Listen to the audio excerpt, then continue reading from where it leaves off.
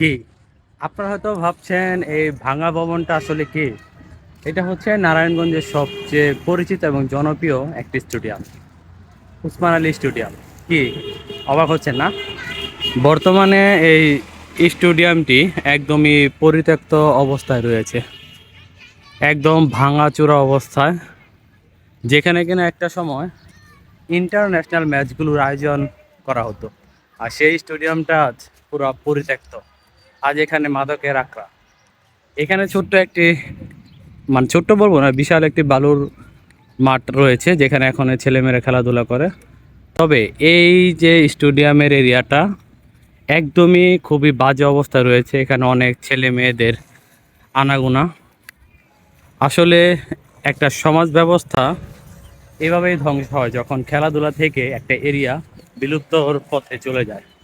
তো আমরা আসলে এটাই সবসময় দাবি করি সবার কাছে যে খেলাধুলার জন্য যাতে একটি ভালো এবং খুব সুষম একটা পরিবেশ তৈরি করা হয়। নারায়ণগঞ্জের আসলে এই স্টেডিয়ামের সুনাম একটা সময় পুরো নারায়ণগঞ্জ জুড়েই ছিল। তবে কালের বিবর্তনে এটি এখন ধ্বংসের মুখে প্রায়। এর পরিবেশ আসলে আপনাদের যদি আমি সামনে থেকে দেখাই তাহলে অবাক হবেন। তবে যেহেতু এখানে অনেক আউট ছেলে মেয়েদের, বিশেষ করে ছেলেদের আড্ডাখানা, সেই কারণে ভেতরে প্রবেশ করছি না, নানা ধরনের সমস্যার সম্মুখীন আমি নিজেও হতে পারি। তো এখানে একটি বিশাল বালুর মাঠ রয়েছে যেখানে অনেক খেলাধুলা হয়। একটা সময় কিন্তু এটা একটা প্র্যাকটিস গ্রাউন্ড হিসেবে ব্যবহার করা হতো যখন কিনা এই স্টেডিয়ামটা রানিং ছিল। কয়েক বছর, প্রায় আমার জানা মতে প্রায় 8-10 বছর হবে এই স্টেডিয়ামটা অকাজও। মাঝখান দিয়ে শুনেছিলাম যে স্টেডিয়ামটার কাজ আবার শুরু হবে, আবার ইন্টারন্যাশনাল ম্যাচগুলো হলেও হতে পারে। তো দেখা যাক আপনাদের আসলে মতামত কি, নারায়ণগঞ্জবাসীর মতামত কি এই স্টেডিয়ামটিকে নিয়ে, তা কিন্তু আপনারা অবশ্যই কমেন্টে জানাবেন। আর অবশ্যই আশেপাশে এমন জায়গাগুলো রাখার ট্রাই করবেন যেখানে ছেলেমেয়েরা আসলে একটু খেলার সুযোগ পায়।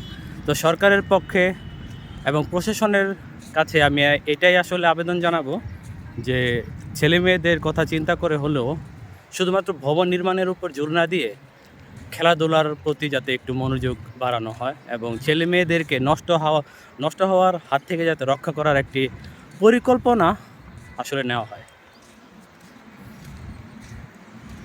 তো আসলে আর কিছু বলবো না, সবাইকে ধন্যবাদ আমার সাথে থাকার জন্য।